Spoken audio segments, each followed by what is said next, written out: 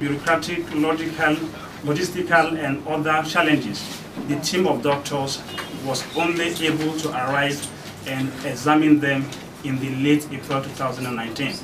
In order to appraise the situation, the physicians requested that a number of medical investigations be conducted, in spite of the fact that most of the facilities capable of carrying out these medical interventions were present in and within the Kaduna area. Much time was wasted due to the DSS insisting that the investigations were to take place in Abuja. The DSS eventually allowed both the medical examinations and investigations to take place in Kaduna.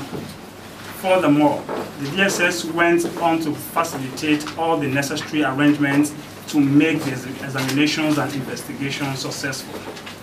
The investigations were all carried out between 24th and 27th of April 2019. All results were subsequently handed over to the doctors. Having received the investigation results, the medical team went on to produce a preliminary in-depth report, which was immediately handed over to the relevant authorities. Based on all of the above, the team of doctors produced a comprehensive final report that addressed all the relevant medical issues revealed by the investigation results. Based on the report, an application was drafted and filed with the Kaduna State High Court on 17th day of June 2019. The results of the investigation pointed to a significant number of serious medical concerns. Firstly, in the case of Sheikh Ibrahim Zakzaky, the report stated that he had obstructed blood flow in the heart, which poses a serious risk of heart attack.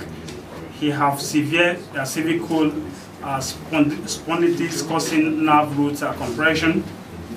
In his right eye, the diagnosis was severe visual impairment, progressive open-angle glaucoma, and progressive macular atrophy, and other issues that can inevitably lead to permanent blindness.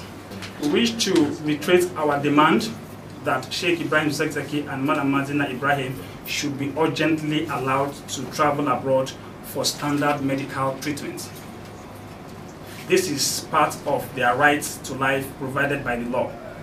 This is a fundamental right of every citizen under Section 33 of the Constitution of the Federal Republic of Nigeria, CFRN 1999, as amended, and Article 4 of African Charter on Human Rights, on Human and People's Rights, Ratification and Enforcement Act, Cap A 10, Laws of the Federation of Nigeria, LFN 2004, signed Mikael Yunus.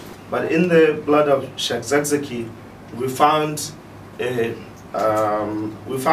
blood level, a mean blood level of over 200 micrograms per deciliter. This is 20 times more than the allowed level that he's supposed to have.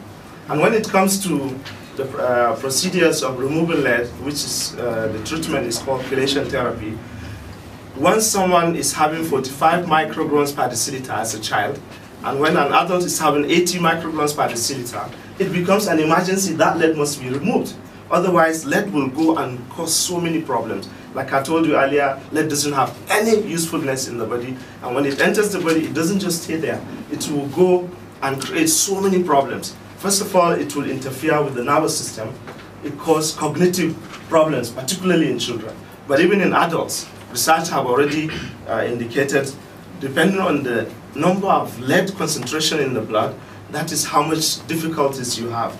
Some of the problems, like based on the question, some of the problems we expect from lead, there is problem with the synthesizing red blood cells.